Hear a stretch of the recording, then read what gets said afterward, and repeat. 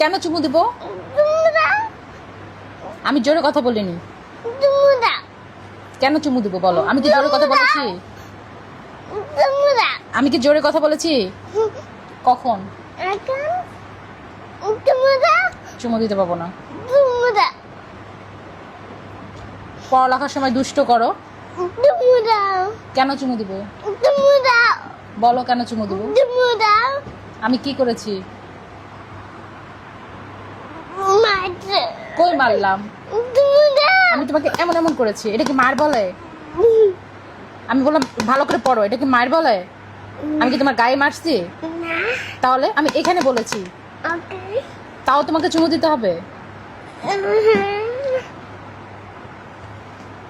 আসো একটু চুমু দিবি।